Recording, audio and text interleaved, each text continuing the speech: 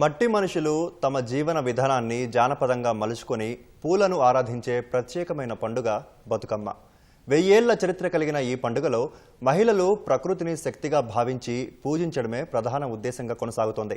కాలక్రమంలో ఈ పవిత్రత కొంత మసక బారుతోందని ఆవేదన వ్యక్తం చేస్తున్న ప్రముఖ చారిత్రక పరిశోధకులు జయధీర్ తిరుమలరావుతో మా ప్రతినిధి శివరామకృష్ణ ప్రత్యేక ముఖాముఖి. బతుకమ్మ ఈ 9 రోజుల పాటు తెలంగాణ పల్లె పల్లెన మట్టి గొంతుల నుంచి ప్రతిధ్వనించేటువంటి పవిత్రమైన పండుగ.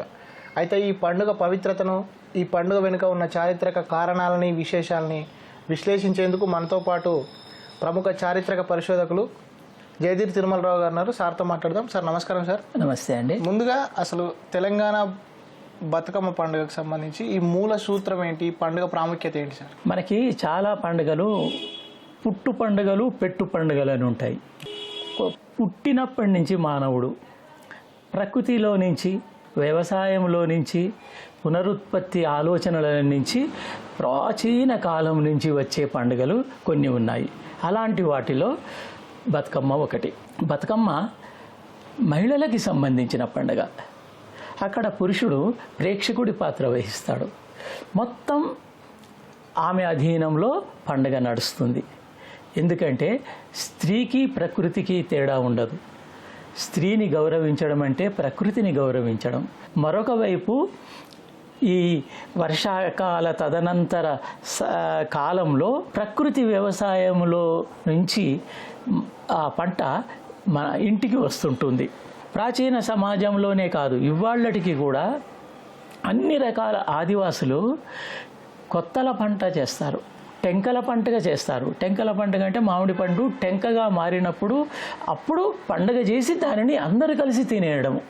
అట్లాగే ఇక్కడ కూడా కొత్త ధాన్యం వచ్చినప్పుడు ఆదివాసుల సమాజంలో ప్రతి పంటకి ఒక కొత్త పంట వచ్చినప్పుడు ఇంటికి తీసుకొస్తున్నప్పుడు దానికి ఒక పండుగ చేస్తారు. మన దగ్గర అన్నింటికి కలిపి కొత్త పండగ చేయడాన్ని మరో రూపంలో బతుకమ్మ అనే పేరు మనకు స్థిరపడింది. ఈ బతుకమ్మ పండుగ చాలా ప్రాచీనమైనది, అందులో తప్పేం లేదు. దాని మూల సూత్రం మాత్రం ఒకటే. తెలంగాణలోనే వివిధ ప్రాంతాల్లో కొంత ఒక్కొక్క రకంగా జరుపుకుంటారని చెప్తున్నారు కదా. సో అసలు బతుకమ్మ పండుగ బొడ్డెమ్మ పండుగతో స్టార్ట్ అయిన తర్వాత నుంచి నిమజ్జనం అయ్యేంత వరకు, సద్దుల బతుకమ్మ నిమజ్జనం అయ్యేంత వరకు ఎలా జరుగుతుంది సార్? ప్రతి పువ్వు మనకి కొన్ని పువ్వులకు చాలా విలువనిస్తాం, కొన్ని పువ్వులకు అవి పువ్వులే కానట్టుగా చూస్తాం. కానీ మహిళలకు తెలుసు ప్రతి పువ్వు ఒక కాయకు ముందు రూపమని. కాబట్టి వాళ్ళు ఆ రకంగా పువ్వులను ప్రేమిస్తారు. పువ్వులను ప్రేమించాలి అంటే ఏంటి, పువ్వులను అభిమానించాలి అంటే ఏమిటి, పువ్వులను పూజించడం వరకు వాళ్ళు తీసుకున్న చర్యలు. వాటన్నింటినీ బతుకమ్మలో పేరుస్తారు. 5 కట్ల బతుకమ్మలు, 7 కట్ల బతుకమ్మలు అని 9 కట్ల బతుకమ్మలు అంటే వరసలు. ఇక్కడ పైడి తంగేడు ప్రధాన పాత్ర. గునుగు, కట్ల పువ్వు, బీర పువ్వు, అనేక రకాలు 9 రకాల పువ్వులు 9 వలయాలుగా వాటిని తీర్చిదిద్దుతారు. మనకు గ్రామీణ వ్యవస్థలో వాడకట్టుకోక బతుకమ్మ వస్తుంది. ఈ వాడకట్టులో వెనకటికి కులాలతో వాడకట్లున్నాయి. కొంతమంది కలిసి కట్టుగా ఒకే వీధిలో జీవించే వాళ్ళు ఉన్నారు. ఆ తర్వాత రాను రాను ఊరుగా మారింది. వాడలు కులాల దీనిగా దూరం అయిపోయింది. అయినప్పటికీ ఇప్పటికీ కూడా వీధికి ఒక బతుకమ్మ. ఆ వీధిలో ఎంతమంది ఉంటే అంతమంది ఒక దగ్గర ఆడుకోవడం. ఎప్పుడు సద్దుల బతుకమ్మ కంటే ముందు 8 రోజులు అక్కడ ఆడుకుంటారు. ఆ తర్వాత మాత్రమే ఇంతమంది ఇన్ని రకాల కులాల వాళ్ళు కూడా అందరూ కలిసి ఒకే సమయానికి వెళ్ళిపోతారు. 4 నుంచి 4:30 మధ్యలో ఊరేగింపు ప్రారంభమవుతుంది. ప్రతి వాడకట్టు నుంచి బతుకమ్మలు ఊరేగింపు బయలుదేరుతుంది. దూరం నుండి పైనుండి చూస్తే పూల రథాల్లాగా నడిచిపోతుంటారు. అక్కడ పురుషులు ఈ మహోన్నతమైనటువంటి మానవీయ సంస్కృతికి వాళ్ళ కాలి గజ్జలు, వాళ్ళ చేతిలో వాద్యాలు మోగుతుంటాయి, ఆనందంతో పరవశిస్తాయి. ప్రకృతి కూడా పరవశించే విధంగా అందరూ కలిసి మొత్తం ఒక ఊరు పోతుంది. కానీ మళ్ళీ ఆ చెరువు దగ్గరికో కుంట దగ్గరికో ఆ జలాశయం దగ్గరికో వెళ్ళగానే సంబంధించినటువంటి వాళ్ళు కుటుంబం కావచ్చు, వాడ కావచ్చు, కులం కావచ్చు, నలుగురు కలిసి కావచ్చు, వర్తులాకారంగా గుండ్రంగా ముందు వాళ్ళు నిల్చుంటారు. వాటి మధ్య ఈ బతుకమ్మలు పెడతారు. పేర్చిన బతుకమ్మలకు మళ్ళీ ఒక పద్ధతి ప్రకారంగా ఒక ఆనవాయితీ కూడా ఉంటుంది. పునిస్త్రీ, పిల్లలు, పెద్దలు, ఎక్కువ మంది సంతానం ఉన్న ఆ బతుకమ్మకి ప్రధాన స్థానాన్ని కూడా ఇవ్వడం కూడా జరుగుతుంది. వెనకట ఆస్తిపాస్తుల కంటే సంతానం ఎక్కువ ఉన్న వాళ్ళ ఇంట్లో సిరి ధాన్యాలు, సిరి మోగుతుంది అని ఒక నానుడి ఉంటుంది. గిరిజనుల బతుకమ్మ చేసేటప్పుడు అంటే బతుకమ్మ ఉద్భవించిన కారణాన్ని చూస్తే గిరిజనులు తమకు సంతానం కలగాలని ఒక తల్లిని పూజించేవారు. ఆ తల్లిని పూజించినప్పుడు ఆమె పుట్టిన పిల్లలు బతికితే బతుకమ్మ, బతుకయ్య అనే రకంగా పేరు పెట్టుకునేవారు అనేది ఒకటి. ఇంకొకటి చోళ అంటే చారిత్రకంగా మీకు కొద్దిగా ఆ సౌండ్ కాబట్టి అక్కడ చోళ రాజులు ఎవరైతే ఉన్నారో ఆ రాజరాజ చోళుడు తంజావూరు బృహదీశ్వర ఆలయం నిర్మించిన సమయము, ఇటు వేములవాడలో దక్షిణ కాశీగా పిలిచే వేములవాడలో అక్కడ కూడా ఈ రాజరాజేశ్వర స్వామి విగ్రహానికి సంబంధించి పార్వతీదేవి, రాజరాజేశ్వరి దేవికి సంబంధించి కూడా కొన్ని కథల ప్రాచుర్యంలో ఉన్నాయి సార్. వీటికి చారిత్రక ఆధారాలు ఏమైనా ఉన్నాయా సార్? మనకు పుట్టు పండుగలకి చారిత్రక ఆధారాలు ఎక్కడా లేవు. విచిత్రం ఏంటంటే బతుకమ్మ పండుగ వంటి పండుగలను మెన్షన్ కూడా చేయలేదు ఎక్కడా కూడా. అయితే పాలకుర్తి సోమనాథుడు తన బసవ పురాణంలో పండితారాధ్య చరిత్ర గ్రంథంలో వర్తులాకార నృత్యాలు ఉన్నాయి. అంటే గుండ్రంగా చేసే నృత్యం. అది రేల పండుగలు, ఆదివాసుల రేల నృత్యాలు, దింసా నృత్యము, ఇలాంటి నృత్యాలన్నీ గుండ్రంగానే ఉంటాయి. ఎందుకంటే రౌండ్గా ఉండడాన్ని పువ్వు వాళ్ళు వెనక్కి ఒక అడుగు వేసి ముందుకు అడుగు వేస్తారు. ఆ తర్వాత పైకి లేస్తారు, కిందికి వంగుతారు ఇలా చప్పట్లు కొడుతూ. దానికి అనుగుణంగా అంటే ఒక మొగ్గ పువ్వుగా కావడం, పువ్వు వికసించడం, బతుకమ్మ పుష్పం ప్రధానమైంది. ఈ నృత్యం కూడా ఆ పువ్వులాగానే వికసిస్తుంది. పువ్వు వికసించడం అంటే కాయ, ధాన్యం, ప్రకృతి, వికాసం, ఇన్ని అర్థాలు అందులో కనిపిస్తాయి. ఇలాంటి పండుగలకు చారిత్రక ఆధారాలు లేకపోగా వీటిని పండుగలుగా కూడా గుర్తించడానికి నిరాకరింపబడినవి. ఇది అర్థం చేసుకోవాలి. అంత మాత్రం చేత ఆ పండుగకు మహత్తు కానీ, పండుగ యొక్క వైభవానికి కానీ, పండుగ యొక్క ఐక్యతకి కానీ భంగం కలగలేదు. ఇటు గ్రామ దేవతలు, గుమ్మడి, కుష్మాండము, ఆ కుష్మాండానికి ప్రధాన స్థానము.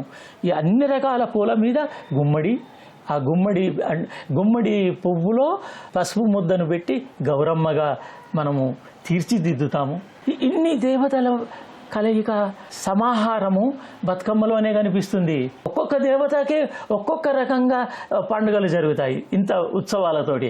కానీ ఇంతమంది దేవతలని ఒక దగ్గరికి తీసుకొచ్చేటువంటి పండుగ బతుకమ్మే. కొంత ప్రాముఖ్యత తగ్గుతుంది నగరాల్లో అని చెప్పినప్పుడు దానికి సంబంధించి కారణాలు ఏమైనా ఉంటాయి సార్? అంటే ఇతర పండుగల ప్రభావం ఏమైనా ఉంది అని అనుకోవచ్చా వీటిపై? ఇప్పుడు పురుషుల పండుగ దసరా తాగి తందనాలాడి ఒళ్ళు గుళ్ళ చేసుకొని అప్పుల పాలయ్యే పండుగకి మనకు అత్యద్భుతమైనటువంటి ప్రచారం ఉంటుంది. ఎన్ని అప్పులు చేసినా పర్వాలేదు కానీ కొత్త బట్టలు ధీమాగా, హాయిగా, చాలా పెద్ద ఎత్తున మధుమాంసాలు తప్పనిసరితో మిత్రులతో, బంధువులతో గొప్పగా చేస్తారు.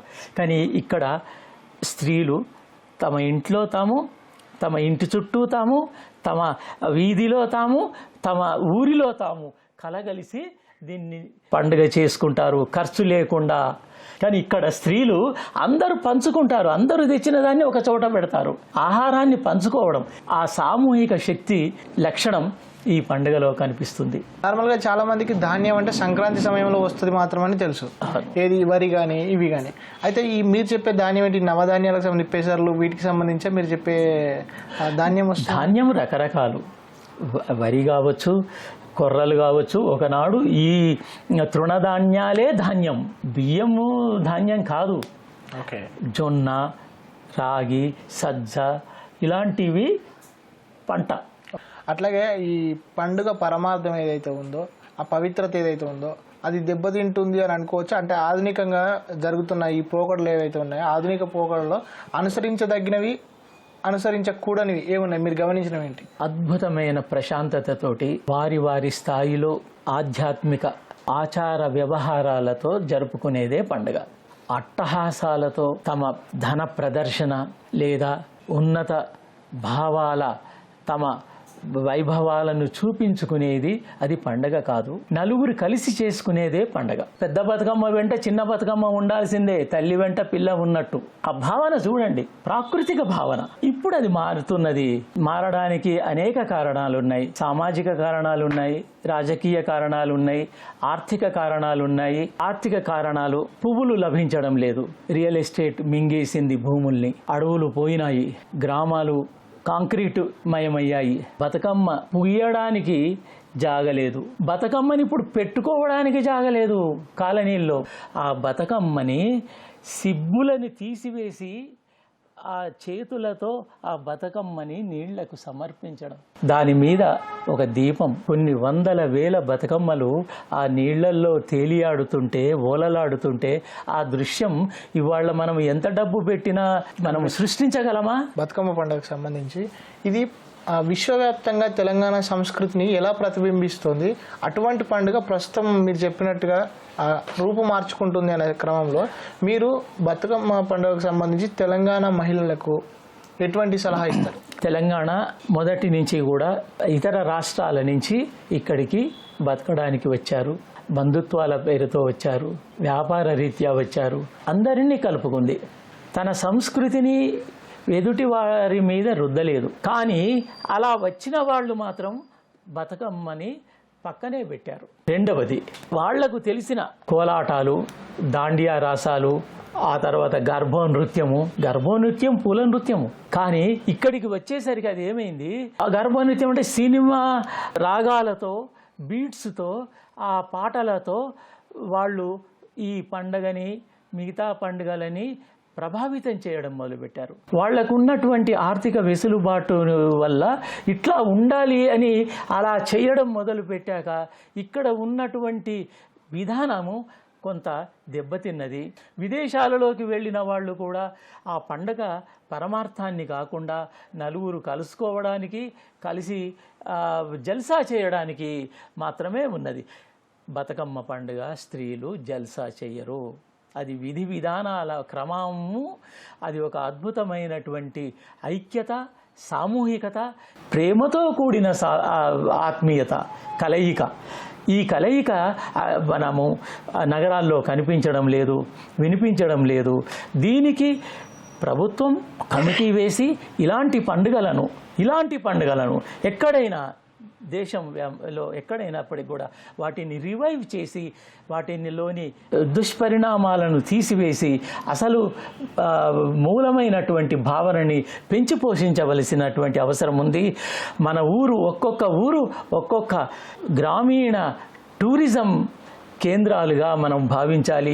బతుకమ్మని కేంద్రం నగరాలలో నుంచే, రాజధానిలోనే జరుపుకుంటున్నాం అన్నట్టుగా ప్రచారం చేయడం కూడా సరికాదు.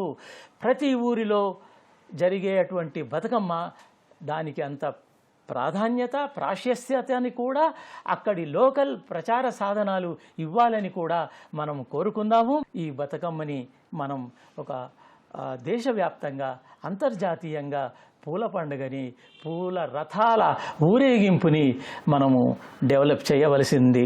అందుకోసం ప్రయత్నం చేద్దాం. థ్యాంక్ యూ సార్, చాలా మంచి విషయాల్ని విశ్లేషించారు, మాకు చెప్పారు. ధన్యవాదాలు సార్. సో ఇవి మొత్తంగా ప్రముఖ చారిత్రక పరిశోధకులు జయదీర్ తిరుమలరావు గారు చెప్తున్నటువంటి విషయాలు. నగరీకరణ, పాశ్చాత్యీకరణ జరిగిన తర్వాత బతుకమ్మ పండుగ తన పవిత్రతను కొంత కోల్పోతుందని ఆవేదన వ్యక్తం చేస్తూనే ప్రతి ఒక్క తెలంగాణ మహిళపై పండుగ పవిత్రతను కాపాడే బాధ్యత ఉందని గుర్తు చేస్తున్నారు. కెమెరామెన్ రమణ మహేష్తో శివరామకృష్ణ ప్రసాద్, ఈటీవీ న్యూస్, హైదరాబాద్.